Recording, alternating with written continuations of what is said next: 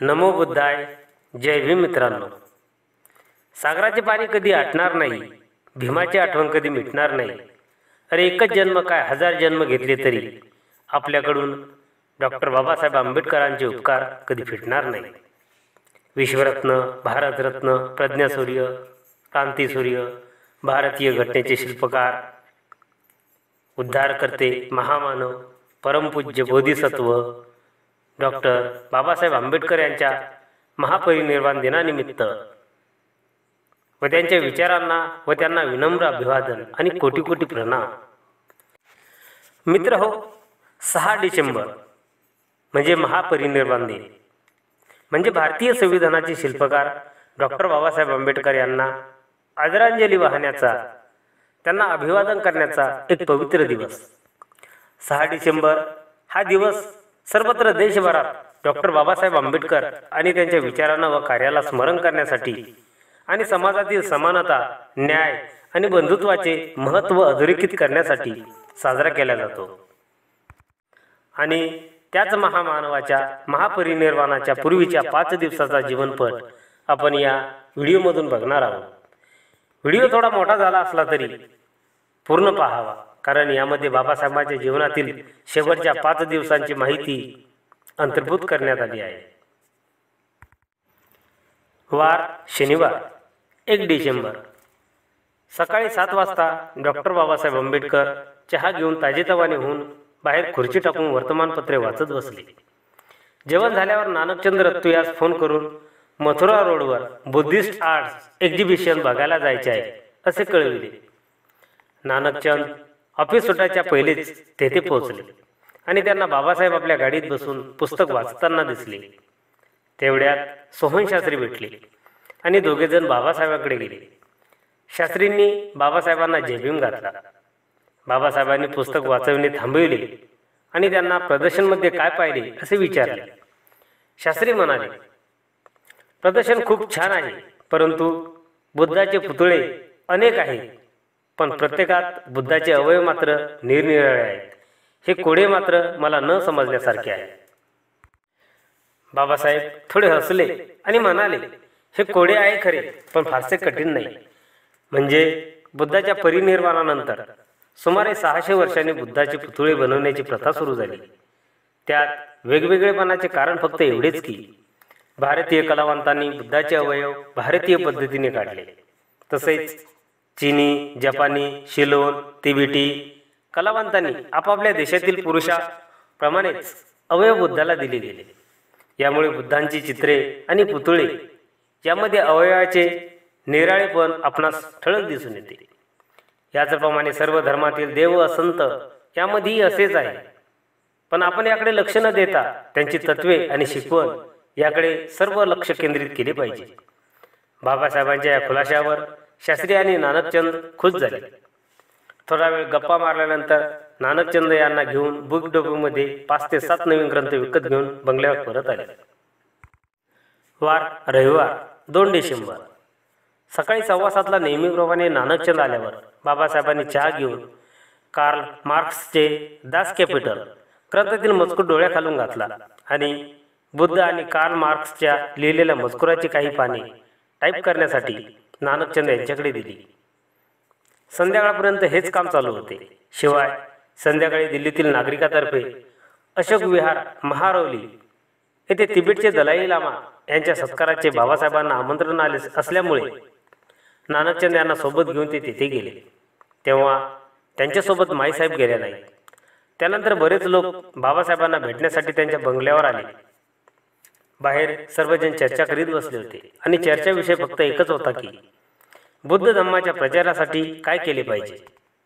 यावर किमान रात्री 8 वाजेपर्यंत चर्चा करून सर्वजण आपापल्या घरी परतले आणि बाबासाहेबांनी थोडे जेवण करून नानकचंद सोबत बोलत बसले आणि सुमारे 10:30च्या सुमारास नानकचंद हे सुद्धा आपल्या घरी गेले. वार सोमवार 3 डिसेंबर नेहमीप्रमाणे सकाळी येऊन नानकचंद बाबासाहेबांनी लिहिलेल्या बुद्ध आणि कार्ल मार्क्सच्या मजकुराचे पाने टाईप करत करत बाबासाहेबांना आलेल्या पत्रांना द्यावयाची उत्तरेही टाईप करायचे. दिनांक 16 डिसेंबरला मुंबईत दीक्षा समारंभ भरवण्याचा कार्यक्रम बाबासाहेबांनी जो ठरविला होता आणि त्याचप्रमाणे मुंबईतील कार्यकर्त्यांनाही कळवले होते आणि त्यासाठी नानकचंद रत्तूला रेल्वेच्या फर्स्ट क्लासची 4 तिकिटे बुक करण्यास सांगितली होती. पण ती न मिळाल्याने मायसाहेबांनी त्या व बाबासाहेब दोघे विमानाने आणि बाकीचे लोक जमेल तसे रेल्वेने जावे असे नानकचंद यास सुचविले आणि आपली राहण्याची सोय बॅरिस्टर समर्थ यांच्या घरी करावी असे पत्र टाईप करून सकाळी पोस्टात टाकण्यास सांगितले. शिवाय त्यांच्या कामावरील आजारी असलेले माळी यांना भेटण्यासाठी डॉक्टर बाबासाहेब आंबेडकर संध्याकाळी नानकचंद सोबत घेऊन गेले. बाबासाहेब आपणास भेटाया घरी आले आहे हे बघून माळी बाबासाहेबांचे हात पकडून रडू लागला आणि गैवरून म्हणाला, आज प्रत्यक्ष भगवान माझ्या झोपडीत आला. तसे म्हणून माळीने बाबासाहेबांचे दोन्ही हात पकडून आपल्या कपाळाला लावले आणि म्हणाला, भगवान, मी 2 दिवसाचा सोबती आहे. मला मृत्यूच्या अगोदर भगवानाचे दर्शन झाले हे माझे महाभाग्य आहे. बाबासाहेबांनी त्याचे रडणे थांबविले आणि म्हणाले, मृत्यू टाळता येत नाही, पण औषध उपचाराने काही काळ पुढे लोटला जातो. त्या माळीस दिलासा देत बाबासाहेबांनी केमिस्टकडून औषधी घेऊन माळ्याकडे पोहोचली केली आणि घरी परतले आणि नानकचंद रत्तू यांनी राहिलेल्या बुद्ध आणि कार्ल मार्क्सच्या मजकुराची पाने रात्रीपर्यंत टाईप केली. सर्व काम पूर्ण करून सर्व कागदपत्रे नीट टेबलावर ठेवून त्या रात्री 1 वाजता तेथेच बंगल्यावर झोपले. वार मंगळवार 4 डिसेंबर. बाबासाहेब सकाळी 8:45ला उठले.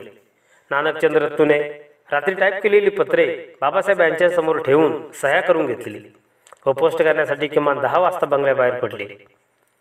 सुमारे 11 वाजता बाबासाहेबांना भेटायला जैन धर्माचे काही लोक आले. त्यांनी बाबासाहेब यांना जैन आणि बौद्ध धर्म मिलापविषयी विचारविनिमय केला आणि विनंतीही केली. तेव्हा बाबासाहेबांनी त्यांना उद्या आपण 8:30 नंतर चर्चा करू असे म्हटले. तेव्हा ती मंडळी उद्याला रात्रीला परत येऊ असे म्हणून परत गेली. त्या संध्याकाळी डॉक्टर बाबासाहेब आंबेडकर यांनी काही पत्रे स्वतःही लिहिली. त्यापैकी एक आचार्य अत्रे यांना व दुसरे श्री एस जोशी यांना लिहिले. शिवाय रिपब्लिकन पक्षाचे ध्येय, धोरण, कार्यक्रम वगैरे मुद्द्यासाठी माहिती देणारा 10 ते 12 पानाचा इंग्रजी मजकूर आणि ब्रह्मदेशाच्या सरकारने भारतात बौद्ध धर्माचा प्रसार करण्यासाठी सहाय्य करावे अशा अर्थाचे त्या सकारात्मक सरकारास पत्र असे लिखाण तयार करून टाईप करण्यासाठी नानकचंद रत्तू यांच्याकडे सोपविले. वार बुधवार 5 डिसेंबर. संध्याकाळी ठीक 5:30ला ऑफिस सुटल्याबरोबर नानकचंद साहेबाच्या बंगल्यावर आले. तसं साहेबांचा नोकर सुदाम यांनी फोन केला होता की मायसाहेब व डॉक्टर मालवणकर बाबासाहेबांना इंजेक्शन देऊन बाहेर गेले. बाबासाहेबांना झोप लागत नव्हती, ते अस्वस्थ होते. ते माईसाहेबांना बोलवत होते, परंतु त्या घरी नाहीत. पण जेव्हा बाबासाहेबांनी सुदामाला खडसून विचारले तेव्हा त्या बाजारात जात आहे म्हणून म्हटल्या आणि दुपारीच बाजारात गेल्या आहेत, परंतु काही सांगू नको म्हणाल्या आहेत, म्हणून मी बाबासाहेबांना काही बोललो नाही असे सुदामाने सांगितले. अशा मनस्थितीमधून Babasaheb Buddha and Karl Marx या ग्रंथाचा मजकूर लिहितात. यामुळे त्यांच्या हातून 3-4 कागद लिहून झाले होते. नानकचंद 5:30ला आले. त्यावेळी बाबासाहेबांचा चेहरा निस्तेज झालेला व अस्वस्थ असलेला त्यांना दिसले. त्यांनी नानकचंदाला लिहिलेले कागद टाईप करण्यास दिले. संध्याकाळी माईसाहेब आल्यावर सुदामाने माईसाहेबांना बाबासाहेब दुपारपासून तुम्हाला बोलवत होते हे सांगितले. माईसाहेब काही वेळ डायनिंग टेबल जवळच बसून होत्या. नंतर त्या बाबासाहेबांच्या रूममध्ये गेल्या. थोड्या वेळाने माईसाहेब बाहेर येऊन नानकचंदला डॉक्टर मालवणकरांना विमानाने आत्ताच्या फोनने रिझर्वेशन करून मुंबईला पाठवून द्यायला सांगितले आणि त्यांना विमानतळावर पोहोचण्याची व्यवस्था करण्यास सांगितली. बाबासाहेब थोडेसे संतापलेल्या मनस्थितीच्या अवस्थेत होते. काल ठरल्या वेळाप्रमाणे जैन धर्माचे लोक बौद्ध व जैन धर्माचे ऐक्य कसे संपादन करता येईल यासंबंधी चर्चा करण्यासाठी आले होते आणि त्यांनी नानकचंदजवळ भेटावयास आल्याचा निरोप दिला. तेव्हा बाबासाहेब नानकचंदला म्हणाले, मी फार थकलो आहे, त्यांना उद्या बोलव असे ते म्हणाले आणि लागलेच असे म्हणाले की मी 5-10 मिनिटांमध्ये येतो, तोपर्यंत त्यांना बसायला सांग असे सांगितले. थोड्या वेळाने बाबासाहेबांनी नानकचंदचा आधार घेऊन बाहेर पाहुण्याशी बोलावयास आले. पाहुण्यांनी बाबासाहेबांना नमस्कार केला. 6 डिसेंबरला जैन धर्माचे संमेलन भरणार आहे. त्यातील जैन मुनीबरोबर बौद्ध धर्म व जैन धर्म याचे ऐक्य व्हावे याबद्दल बाबासाहेबांनी चर्चा करावी अशी त्यांची इच्छा त्यांनी प्रदर्शित केली आणि त्यांनी डॉक्टर बाबासाहेब आंबेडकरांना एक पुस्तकही दिले. उद्याच्या चर्चेसंबंधी नक्की वेळ ठरवूया. या जयंतग्रस्ताच्या बोलण्यावर बाबासाहेबांनी त्यांना चिटणीसांना फोन करून शक्यतो संध्याकाळची वेळ द्यायला सांगितली, कारण सकाळी त्यांना जमणार नव्हते. ते सर्व गृहस्थ बाबासाहेबांना नमस्कार करून परत गेले. बाबासाहेब तिथेच थोडा वेळ डोळे मिटून बसून राहिले आणि हळू आवाजात बुद्धम शरणम गच्छामी त्रिसरण म्हणू लागले. नंतर त्याने नानकचंद्रला बुद्ध भक्तिगीते हे रेकॉर्डिंग लावायला सांगितले व त्या गीताबरोबर आपणही गुणगुणू लागले. नोकरांनी जेवायला सांगितले तेव्हा जेवणाची इच्छा नाही असे ते म्हणाले. नानकचंदच्या आग्रहाने नंतर जेव्हा ते उठले, डायनिंग हॉलचा मार्ग ड्रायव्हिंग हॉलमधून होता. त्या हॉलच्या दोन्ही बाजूला भिंतीच्या कडेने ग्रंथाची कपाटे एका रांगेने लावलेली होती. ती कपाटे ग्रंथांनी खचून भरलेली होती. ग्रंथांनी भरलेले स्टँड्सही होते. त्यातील एक ग्रंथ घेऊन बाबासाहेबांनी तो उघडला आणि तो ठेवून दुसरी अलमारी उघडून त्यामध्ये अत्यंत दुर्मिळ पुस्तके होती. त्यातील काही ग्रंथ काढून नानकचंद यांच्या हाती दिले. त्या अलमारीच्या बाजूच्या अलमारीत कायद्याची पुस्तके, पुढच्या अलमारीत समाजशास्त्राची, त्याच्या बाजूच्या अलमारीत तत्वज्ञानाची, एका अलमारीत अर्थशास्त्रज्ञाची तर दुसऱ्यात राजकारणाची, त्याच्या बाजूच्या अलमारीत उत्तम चरित्र ग्रंथ होते. हे सर्व आपले अद्ययावत ग्रंथ भांडार पाहून एक दीर्घ श्वास सोडला आणि हळूहळू चालत डायनिंग टेबलजवळ गेले. इच्छा नसतानाही 2 घास खाल्ले व परत हॉलमध्ये येऊन बसले. नानकचंद डोक्याला तेल लावून मसाज करायला सांगितले. मसाज संपल्यावर ते काठीच्या सायाने उभे राहिले आणि एकदम मोठ्याने म्हणाले, चल उचल कबीरा तेरा भव सागर डेर. परत हॉलमधून येताना आपल्या वाचनालयातील ग्रंथाकडे पाहत पाहत ते बिछाण्याकडे आले व त्यावर आरामदायक अवस्थेत झोपले. नेहमीप्रमाणे नानकचंद पाय चोळू लागले. त्यावेळी बाबासाहेबांनी नानकचंदजवळ दिलेली पुस्तके बाजूच्या टेबलावर ठेवलेली होती ती चाळून पाहू लागले. त्या टेबलावर या पुस्तकाशिवाय काही ग्रंथाची टिप्पणी लिहिलेली प्रकरणे, टाईप केलेला मजकूर याचा ढीग पडलेला होता. त्यावेळी ते फार थकलेले दिसत होते. चेहराही एकदम निस्तेज झाला होता. त्यांना झोप येऊ लागली होती. नानकचंदने त्यांना जाण्याची परवानगी मागितली. तेव्हा ते म्हणाले, जा आता, पण उद्या सकाळी लवकर ये. लिहिलेला मजकूर टाईप करायचा आहे. नानकचंद दिनांक 5ला रात्री निघाले. तेव्हा रात्रीचे 11:15 वाजले होते. इतक्यात नोकर सुदामाने त्यांना परत बोलवले व सांगितले, साहेब तुम्हाला बोलवत आहेत. नानकचंद परत येऊन साहेबांना म्हणाले, साहेब कशाला बोलावले? ते म्हणाले, अरे ती अत्रे आणि S.M. जोशींना यांना लिहिलेली पत्रे, बुद्ध आणि हिज धम्म हे सर्व इथे जवळ ठेव. यावर मला दृष्टी फिरवायची आहे. नानकचंदने त्याप्रमाणे केले आणि जायला निघाले. तेव्हा 11:30 झाले होते. घरी जाताना थोड्या अंतरावर त्यांची सायकल पंक्चर झाली आणि सर्व दुकाने बंद झालेली. त्यांना तसेच रखडत पायी जावे लागले. घरी जाईपर्यंत तो मध्यरात्र उलटून गेली होती आणि झोपालाही रात्रीचा 1 वाजून गेला होता. वार गुरुवार 6 डिसेंबर. नानकचंद सकाळी नेहमीपेक्षा उशिरा उठले. तेव्हा त्यांच्या लक्षात आले की साहेबांनी त्यांना लवकर बोलावले आहे. तसेच आपले सकाळचे काम भरभर आटपून आपली दाढी करण्यासाठी सामान काढताच सुदामा त्यांच्या समोर उभा राहिला आणि म्हणाला, माई साहेबांनी तुम्हाला लागलीच बोलावले आहे. मला गाडी घेऊनच पाठवली आहे. जसे असाल तसे चला. नानकचंद तसेच सुदामाबरोबर बंगल्यावर गेले. माईसाहेब बाहेर होत्या. नानकचंदने त्यांना विचारले, एवढ्या घाईने का बोलावले? माईसाहेबांनी त्यांना बाबासाहेबांच्या बिछाण्याजवळ नेले. नानकचंद म्हणाला, बाबासाहेब मी आलो आहे असे भांबवून मोठ्याने ओरडले. बाबासाहेबांच्या अंगाला त्यांनी हात लावला. त्यांना ते गरम असल्याचा भास झाला म्हणून ते छातीला मसाज करू लागले. माईसाहेबांनी 1 चमचा ब्रँडी घेऊन साहेबाच्या तोंडात घातली, पण ती सर्व तशीच बाहेर आली. मग त्यांनी नानकचंदला ऑक्सिजनचे सिलेंडर उघडायला सांगितले व साहेबांना ऑक्सिजन देण्याचा प्रयत्न केला, पण हे सर्व प्रयत्न निष्फळ होते. तेव्हा कळून चुकले की बाबासाहेबांच्या जीवनाचा प्रचंड ग्रंथ आटोपलेला आहे. साहेबांच्या जवळच्या टेबलावर एक सिरीज व औषधी पडलेली होती. पुस्तके व टाईप केलेले कागद अस्ताव्यस्त झालेली, शिवाय खालीही पडलेली होती. नानकचंदने विचारले, हे कधी झाले? ते कधी व कसे झाले हे माईसाहेब काहीच सांगू शकत नव्हत्या. माईसाहेब आधीच खूप भयग्रस्त झालेल्या होत्या. नानकचंद बाबा गेल्यामुळे मोठमोठ्याने रडू लागले. माळी, सुदामा वगैरे सर्व लोक गोळा झाले. माळ्याने बाबाच्या पायावर लोळण घातली व माझा भगवान गेला म्हणून ते मोठमोठ्याने रडू लागला. माईसाहेबांनी ही बातमी सर्वांना कळवायस व पुढची व्यवस्था कशी करायची हे पाहण्यास नानकचंद यास सांगितले. नानकचंदाने सुमारे 9 वाजता फोन करण्यास सुरुवात केली आणि सर्वांना बातमी कळवून ताबडतोब बंगल्यावर येण्यास सांगितले. सर्व मित्रपरिवार लोक सकाळी 10:15 वाजे दरम्यान आले होते. बाबा गेले होते. याचे कोणालाही दुःख आवरेनासे झाले. सर्वांना ही बातमी कळवण्यात आली. सर्व मित्रमंडळीकडून बाबाचा पार्थिव देह मुंबईत नेण्यासाठी चार्टर्ड विमानाने लागणाऱ्या पैशाची व्यवस्था करण्याचे ठरवण्यात आले. इतक्यात माईसाहेब तिथे आल्या व म्हणाल्या की शिव मुंबईला न नेता सारनाथला नेण्यात यावा व त्यासाठी लागणारे पैसे तुम्ही जमवा. मजजवळ काही नाही. हे ऐकून सर्व लोक संतापले. अलीकडे बाबासाहेबांकडे त्यांच्या अनुयायांना येण्याचा माईसाहेबांनी मज्जाव केला होता. बाबासाहेबांच्या इच्छेविरुद्धही त्या वागत होत्या असा बोलबाला झालेला होता. त्यामुळे हे सर्व बाबासाहेबांचे चाहते अनुयायी त्यांनी त्यांना या दुःखद परिस्थितीत तोंड न घालण्याची समज दिली आणि ते सर्वजण विचार करून शिव मुंबईकडे नेण्याची व्यवस्था करू लागले.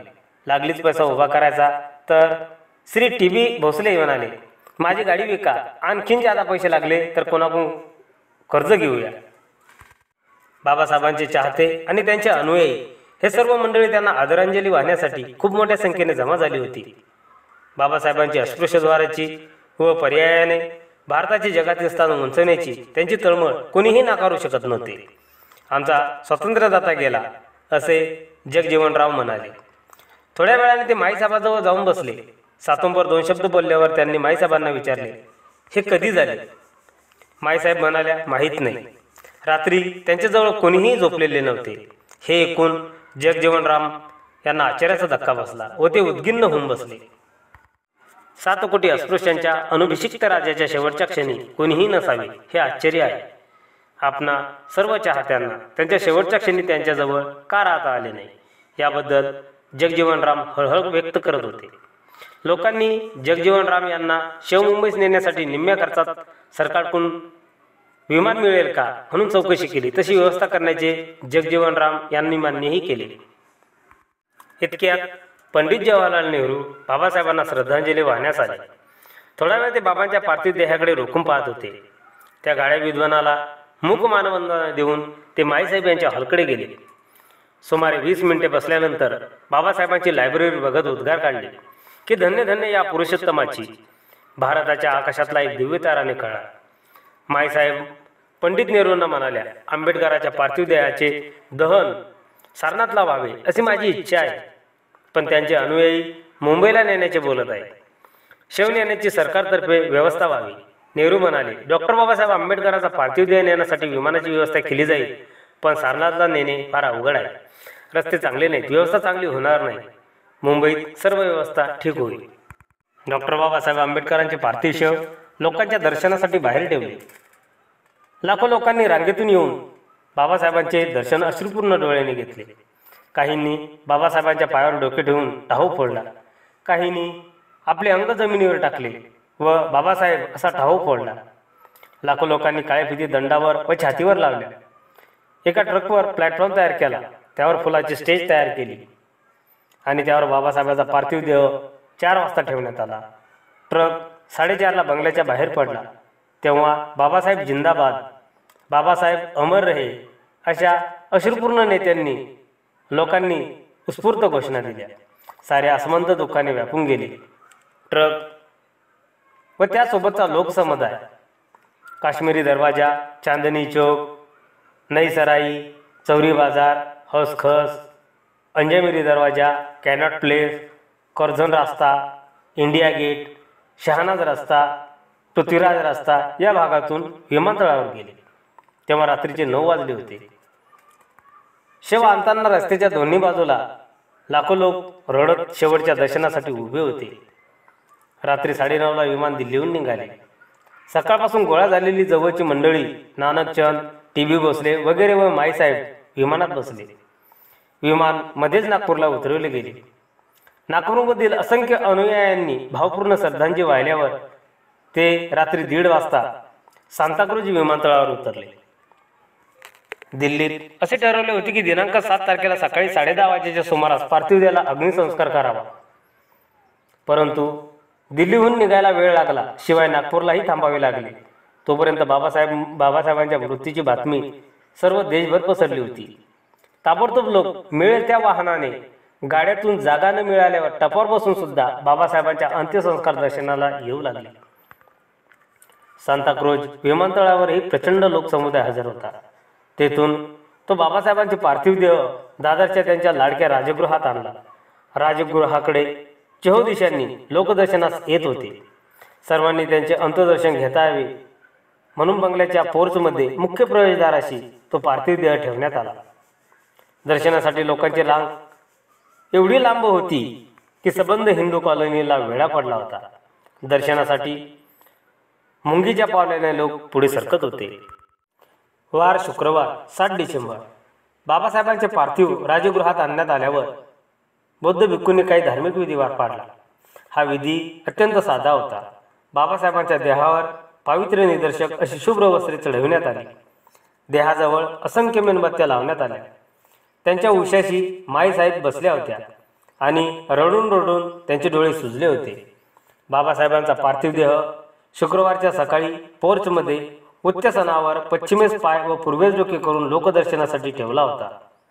त्यांच्या एका बाजूला माईसाहेब व यशवंत आणि मुकुंद बसले आणि डोक्याच्या मागे बुद्धाची मूर्ती ठेवलेली होती. पार्थिव देहाचे लोक दर्शन घेत होते. समता सैनिक दलाचे स्वयंसेवक व अधिकारी यांनी जमलेल्या लाखो लोकांची व्यवस्था करण्यासाठी जीवाचे रान केले. 2-2 पुरुषांच्या रांगा व 2-2 स्त्रियांच्या रांगा अशा रांगा नप्पू रोड व खारेघाट रोड यावर केल्या होत्या. नप्पू रोडवरच्या रांगा राजगृहापासून दक्षिणेला फाळके रोडवर गेल्या होत्या, तर खारेघाट रोडवरच्या रांगा किंग जॉर्ज स्कूलच्या बाजूने किंग जॉर्ज हायस्कूलला वसा घालून दर्शनासाठी पुढे सरकत होत्या. बाबासाहेबांच्या पार्थिव देहाला अनेक संस्थांचे व त्यांच्या चाहत्याचे हजारो हार अर्पण करण्यात आले होते. एवढे हार आले की पहिले हार काढून बाजूला ठेवले जात होते आणि त्याच हाराच्या ढिगावर लोकांना उभे राहून दुसरे हार घालावे लागत. ही व्यवस्था करण्यासाठी 7 ते 8 लोक आळीपाळीने सकाळी 7 ते दुपारी 1 वाजेपर्यंत उभे होते. बाबासाहेब आंबेडकरांच्या पार्थिव देहाला हार अर्पण करून श्रद्धांजली अर्पण करणाऱ्या त्यांच्या सर्व जवळच्या सहकारी मित्रांची आर्त हाकेने आणि देहाला मिठी मारून ओक्साबोक्सी रडल्याने आसमंत गहिवरून गेले होते. स्त्रियांचा आर्त आक्रोश. काही स्त्रियांनी आपल्या लहान बाळांना बाबाच्या चरणावर दर्शनासाठी घातले. काहींनी आपले डोके भिंतीवर आपटली. कित्येक जण मूर्छित पडल्या. त्यांना स्वयंसेवकाने प्रथमोपचार करून बागेत नेऊन ठेवले. राजगृहाच्या सभोवती जमा झालेले सर्व लोक लाऊडस्पीकरमधून प्रसारित होणाऱ्या त्रिशरणाच्या घोषणेला सामूहिक आवाजात साथ देत होते. आमच्या वस्तीतील ज्ञानी यांचा राजा गेला, आमचे हिंदू कॉलनीचे भूषण हरवले, असे हिंदू कॉलनीतील सर्व हिंदू बाबासाहेबांच्या पार्थिव देहाचे दर्शन घेऊन आर्तघोषणेने बोलू लागले. या सर्व विराट दृश्यांची छायाचित्रे घेण्यास वर्तमानपत्राचे छायाचित्रकार वरच्या मजल्यावरून तर कोणाच्या खांद्यावर उभे राहून किंवा झाडावर चढून शेजारच्या इमारतीच्या सज्जावरून छायाचित्रे घेण्यास धडपड करत होते. 7 डिसेंबर दुपारी 1 वाजता बाबासाहेबांचा पार्थिव देह शृंगारलेल्या ट्रकवर उंच आसनावर ठेवण्यात आला. त्यांना दिल्लीहून ज्या सुटात आणले होते त्याच पोशाखामध्ये ठेवण्यात आले होते. गळ्याभोवती मफरलही तसाच गोंधळलेला होता. ट्रक 1:15 राजगृहाकडून निघाला आणि महायात्रेला आरंभ झाला. त्या अंत्यसंस्कार यात्रेत पुढे व मागे मिळून सुमारे 10 ते 12 लाख लोक अश्रुगाळी आणि बौद्ध धम्माचे त्रिशरण म्हणत चालले होते. पोलीस खात्याने सुमारे 500 पोलीस व्यवस्थेसाठी ठेवले होते. समता सैनिक दलाचे हजारो सैनिक लोकांना पाणी देणे, प्रथमोपचार करणे याची व्यवस्था करीत होते. राजगृहापासून ही यात्रा निघून रामनारायण कॉलेज याच्या समोरून व्हिस्टन रोडला मिळाली. शृंगारलेले ट्रकवर पुष्पहाराखाली झाकलेला बाबासाहेबांचा पार्थिव देह व त्यामागे ठेवलेले भगवान गौतम बुद्धाची मूर्ती, शेजारीच त्यांच्या पत्नी माईसाहेब, पुत्र यशवंतराव व पुतणे मुकुंदराव बसले होते. मिरवणुकीची लांबी सुमारे 1.5 ते 2 मैल असून किमान 10 ते 12 लाख लोकांनी भारताच्या या सुपुत्राचे अंतिम दर्शन घेण्यासाठी महायात्रेच्या मार्गावर दुतर्फा गर्दी केली होती.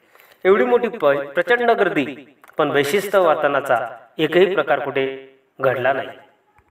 अनेक ठिकाणी बाबासाहेबांच्या पार्थिव देहावर पुष्पवृष्टी करण्यात आली. हजारो हार त्यांना समर्पण करण्यात आले. विशेष म्हणजे हार घेऊन येणाऱ्या प्रत्येक स्त्री पुरुषाला मोटारीपर्यंत वाट करून दिली जात होती. परळ नाक्यापासून मिरवणूक एल्फिस्टन रोडकडे निघाली तेव्हा जिकडे तिकडे माणसाशिवाय दुसरे काही दिसत नव्हते. ठीक 5:15 ही अंत्ययात्रा दादरच्या चौपाटीवर आली. बाबासाहेबांच्या पार्थिव देहाला अग्नी देण्यासाठी बागेश्वर स्मशानभूमीतच समुद्राच्या बाजूच्या भिंतीलगत एक वाळूचा प्रचंड चौथरा तयार करण्यात आला. सुमारे 50,000 महिला तरी त्या आवारात असाव्यात. ट्रकमधून बाबासाहेबांची पार्थिव खाली घेण्यात आल्यावर मेणबत्तीची तपकी घेतलेले 4 बौद्ध भिक्षू पुढे व त्या मागोमाग बाबासाहेबांचे निकट परिवार व त्यांच्या मागे बाबासाहेबांचे पार्थिव. दादरच्या चौपाटीवर स्मशानभूमी नजीक आणण्यात आले. माईसाहेब आंबेडकर यांनी हातात भगवान गौतम बुद्धाची मूर्ती घेऊन भिक्षूने सांगितल्याप्रमाणे प्रार्थना म्हटली व त्यानंतर बाबासाहेबांचे पार्थिव सर्वांना दिसेल अशा प्रकारे दुसऱ्या एका उंच व्यासपीठावर ठेवण्यात आले. मुंबई सरकारतर्फे तिथे बाबासाहेबांच्या पार्थिव देहाला पुष्पहार अर्पण करण्यात आला. बाबासाहेब आंबेडकरांचे पार्थिव देह व्यासपीठावर ठेवल्यानंतर त्यांच्या डोक्याजवळ त्यांचे पुत्र यशवंतराव यांच्यामध्ये बुद्धाची प्रतिमा घेऊन श्रीमती माईसाहेब व पुतणे मुकुंदराव हातात जळती मेणबत्त्या घेऊन उभे राहिले व बुद्ध भिक्खूंनी धार्मिक विधीस प्रारंभ केला. हे करुण दृश्य पाहताना अनेकांच्या डोळ्यातून अश्रू वाहत होते. बौद्ध धम्माची दीक्षा घेतलेले डॉक्टर बाबासाहेब आंबेडकरांचा दर्जा भिक्षू किंवा परिवारजक नसून एक उपासक असा असल्याने त्याचप्रमाणे हा विधी भिक्षू आनंद कौशल्या यांच्या मार्गदर्शनाखाली सुरू झाला. त्यांनी बुद्धाचा संदेश सांगितल्यावर व डॉक्टर बाबासाहेब आंबेडकर यांना श्रद्धांजली अर्पण केल्यावर भिक्षू धर्मानंद, भिक्षू एन पन्नागारा, भिक्षू के धर्मानंद यांनीही बाबासाहेबांना आदरांजली अर्पण केली. या बुद्ध भिक्खूंनी नमो तस्स भगवतो अरहतो सम्मा संबुद्धो ही प्रार्थना बुद्धं शरणं गच्छामि, धम्मं शरणं गच्छामि, संघं शरणं गच्छामि हे मंत्र व पंचशील असा विधी सांगितला व जमावाने अत्यंत गंभीर वातावरणात त्याचा पुनर्विचार केला.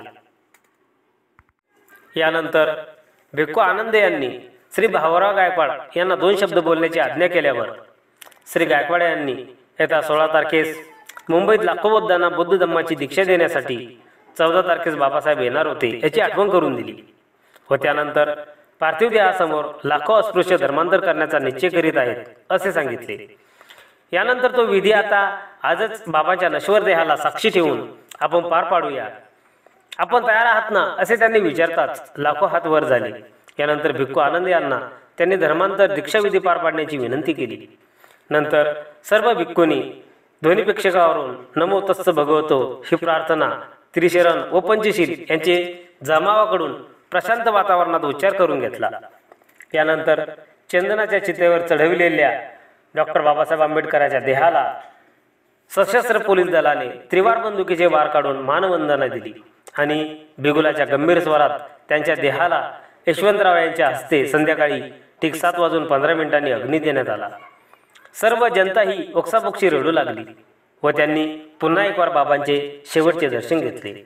चितेवर कापूर व तूप घालण्यात आल्यामुळे जीवाला उफाळ आल्या व बाबासाहेबांचा पार्थिव देह कायमचा अनंतात विलीन झाला. बुद्धं शरणं गच्छामि, धम्मं शरणं गच्छामि, संघं शरणं गच्छामि. त्रिवार अभिवादन त्या महामानवाला. मित्रहो, व्हिडिओमधील माहिती आपणास कशी वाटली तर आम्हाला अवश्य कमेंट करून सांगा. लाईक करा. चॅनलवर नवीन असाल आणि असेच माहितीपूर्ण व्हिडिओ बघण्यासाठी आत्ताच आपल्या वाचाल तर वाचाल या चॅनलला सबस्क्राईब करा. शिवाय आपल्या सर्व मित्रबांधवांना किंवा वाचनीय आवड असणाऱ्या वाचकांना अवश्य शेअरही करा. जय भीम, जय बुद्धाय. वाचाल तर वाचाल. धन्यवाद.